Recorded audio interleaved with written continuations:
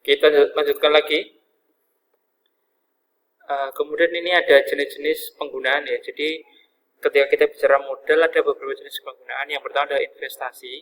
Nah, investasi di sini adalah bentuknya adalah bukan, jadi gini, kalau kalian sekarang mungkin ada saham seperti itu, ataupun reksadana seperti itu, ada yang namanya investasi.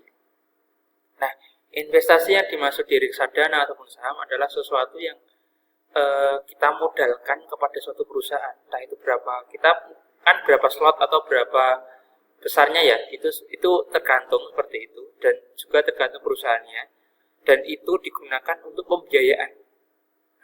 Di sini yang secara teori seperti itu, bahwa biaya modal tetap yang digunakan untuk pembiayaan adalah untuk barang modal seperti itu. Jadi biasanya investasi yang mungkin kalian yang reksadana ataupun dari saham itu adalah untuk modal-modal kegiatan perusahaan yang kalian investasikan uangnya untuk perusahaan itu seperti itu. Kemudian dalam konteks manajemen keuangan, modal tetap digunakan untuk membiayai atau memenuhi kebutuhan harta tetap seperti itu. Jadi kita tahu ya bahwa mungkin kalau kita investasi nih, contoh-contohnya kita investasi, kita punya toko, kemudian investasi kita adalah penggunaan ada truk, ada motor roda 3 yang digunakan untuk angkut barang itu, maka ada yang namanya biaya untuk memenuhi kebutuhan harta tetap. Jadi kita kan perlu ya, ketika usaha kita mau maju, usaha kita mau jalan, maka modal kita tidak cuma sebatas sepeda motor roda 3 itu, tapi harus kita pelihara, harus kita pakai bensin dan lain-lain seperti itu. Jadi itu termasuk dalam investasi, dan ini juga adalah termasuk biaya seperti itu. Kemudian yang ketiga adalah dicatat dalam neraca sebagai harta tetap seperti itu. Jadi investasi ini kita gunakan. Jadi kalau kalian mau usaha, mindset kalian adalah pertama kita harus ada investasi, biaya investasi biasanya untuk modal ya, tadi ya. Jadi ada modal, ada aset seperti itu. Aset itu sesuatu yang kita beli tapi tidak memproduksi sesuatu seperti itu ya. Kemudian juga ada biaya untuk investasi, termasuk adalah biaya perawatan atau memenuhi kebutuhan dari harta tetap atau aset itu sendiri.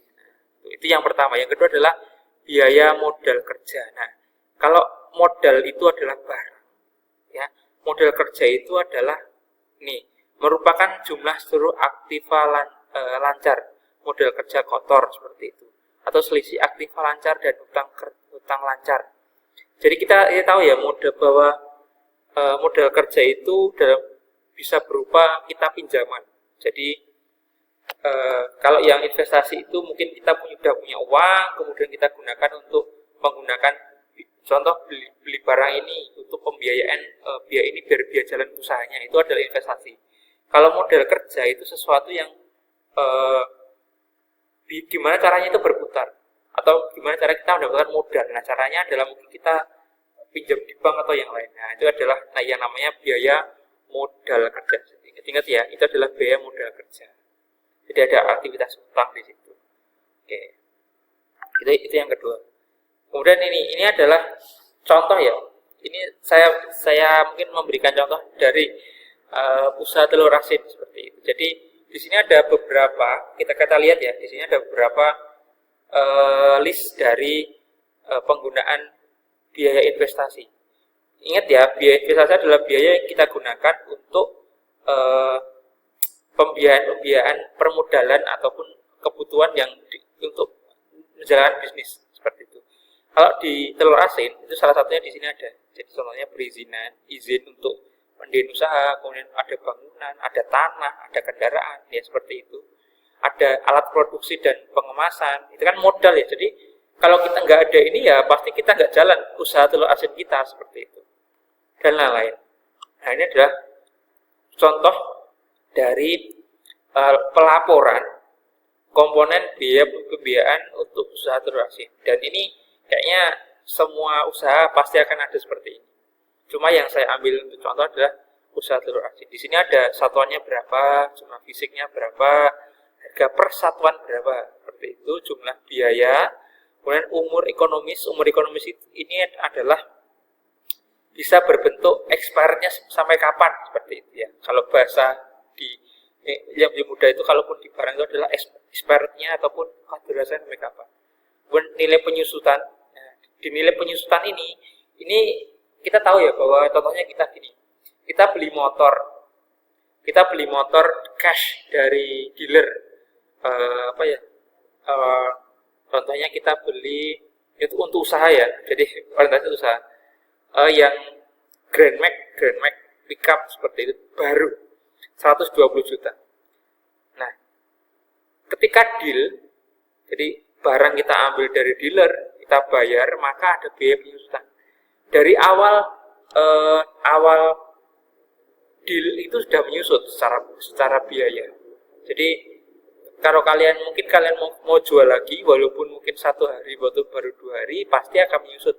Seperti jadi ada biaya penyusutan. Biaya yang kita tahu bahwa aset kita, jadi kayak bangunan ini kan aset ya, tanah itu aset, itu pasti, ataupun kendaraan ya, ini kendaraan itu aset kita ya, itu pasti akan harganya itu akan turun. Nah, ini di sini ada nilai penyusutan, kemudian sisanya berapa, seperti itu. Nah, seperti itu ya. Oke, itu. Jadi di sini ada namanya jumlah biaya. Jumlah biaya ini adalah jumlah biaya yang kita keluarkan untuk suatu, mungkin ini produksi telur asin. Jadi kita bikin perusahaan penghasil telur asin seperti dengan modal 175 juta. Oke. Maka sebenarnya jadi biaya setelah kita hitung biaya penyusutannya, maka di sini ada namanya 102 juta. Jadi mungkin logikanya ketika ini kita jual barang-barang ini dari 11 sampai 6 ini kita jual, maka kita hanya mendapatkan 102 juta dari 173 juta yang kita serahkan atau kita gelontorkan seperti itu. Itu ya, itu untuk nanti ini materinya akan saya share, jadi biar bisa dilihat secara detail. Kalau di sini tok nanti nggak detail, tapi paling nggak untuk membacanya seperti itu. Kemudian komponen biaya modal kerja. Nah, di sini ada beberapa ya. Ini jelas ya, ini kalau di sini kan ada list atau item-item yang biasanya kita ada ya. Jadi persediaan seperti bahan baku seperti ini kan, ini rinciannya ada bahan baku dan bahan bantuan, ada barang jadi dan barang setengah jadi ataupun suku cadang peralatan produksi. Ingat ya, ini adalah komponen biaya modal kerja. Ada piutang dagang seperti itu. Dan cadangan uang tunai, adapun hutang dagang atau pengurangan. Nah, seperti itu. Jadi ini adalah komponen-komponen biaya modal. Oke.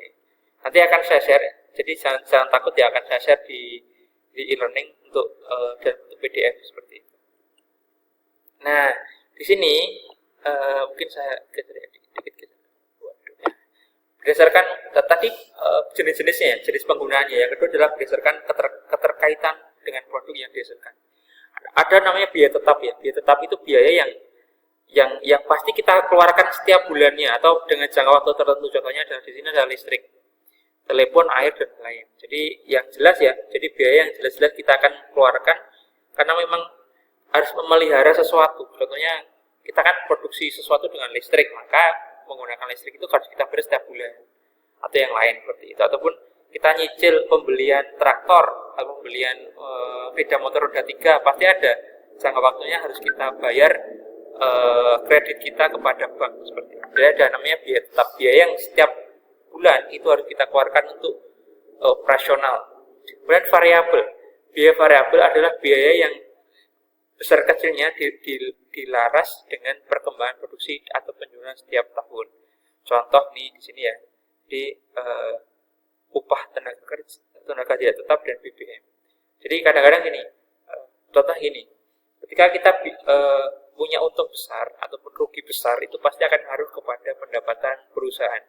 Maka yang untuk beberapa pembiayaan yang bisa yang menyesuaikan dengan pendapatan perusahaan biasanya seperti ini. Jadi upah tenaga kerja tidak tetap. Jadi yang tetap pasti tetap ya, tapi yang tidak tetap itu pasti ketika naik ya naik, kurang ya kurang. Ataupun BBM, ketika kita produksi kita ditinggikan secara produksi, maka pasti ada biaya penggunaan bahan bakar seperti itu. Ya, seperti itu. Jadi itu ada biaya tetap dan biaya variabel tergantung keterkaitan dengan produk yang dihasilkan. Nah, ini adalah perhitungan ya untuk proyeksi pendapatan. Nah, di sini ya.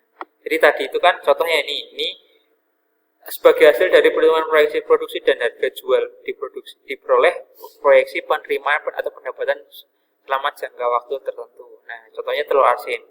Jadi kita punya 150 butir ya. 150 butir telur asin. Dan harga jual per telur adalah 800. Ini sangat murah sekali. Biasanya 3.000 yang ada di mana ya? Intinya 3.000. Jadi penjualan per bulan dengan ini kalau terjual semua itu adalah 120 juta seperti itu. Ya, seperti itu ya. Dan selama setahun kita kalikan 12 maka ada 1.440 juta. Ini masih kotor ya, masih kotor itu belum dihitung dari contohnya kita biaya pengiriman dan lain. Intinya kalau kita punya telur lah dengan banyaknya 150.000 dengan harga jualnya 800 maka ini adalah keuntungannya seperti dari per bulan ataupun per tahun. Oke.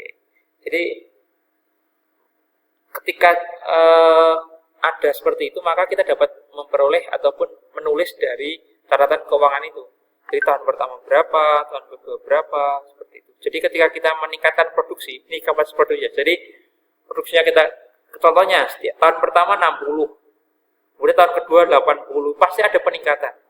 Volume juga ada peningkatan. Nah, itu yang kita catat dalam pembukuan seperti itu.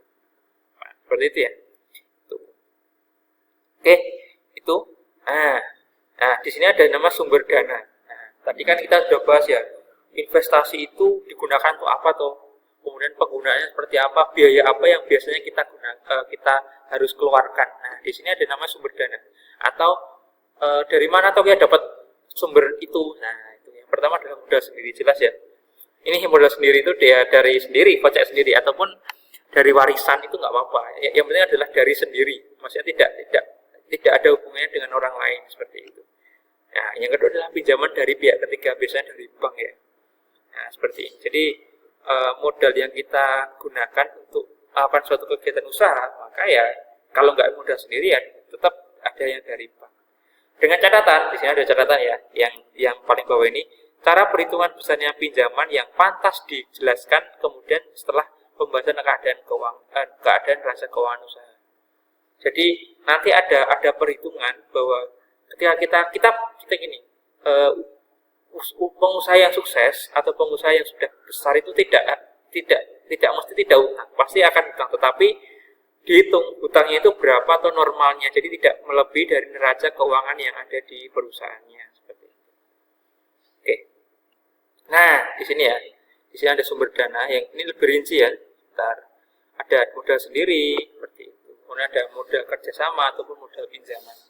Nah, modal sendiri jelas ya. Jadi dari ya enaknya seperti di sini ada keuntungannya, ada keuntungannya. Kemudian ada kalau kerjasama seperti apa keuntungannya, ini kan ada. Jadi nanti bisa dilihat ya. Ini bisa dilihat nanti di materinya seperti itu. Kalaupun kalian menggunakan model pinjaman seperti apa, nah seperti itu. Nah, ini bentuk-bentuk model dana yang dapat kita pelajari. Jadi yang pertama tadi udah kita biaya investasi atau biaya modal, kemudian sumber dananya dari mana. Nah, sumber dananya sudah kita lihat bahwa ada modal sendiri, ada modal kerjasama itu kolaborasi ya, featuring ya. Seperti itu kalau di musik, ataupun dari modal pinjam. Mungkin itu untuk pertemuan kali ini. Terima kasih sudah hadir ya. Itu saya mohon maaf apabila ada salah kata. Akhir salam. Assalamualaikum warahmatullahi wabarakatuh.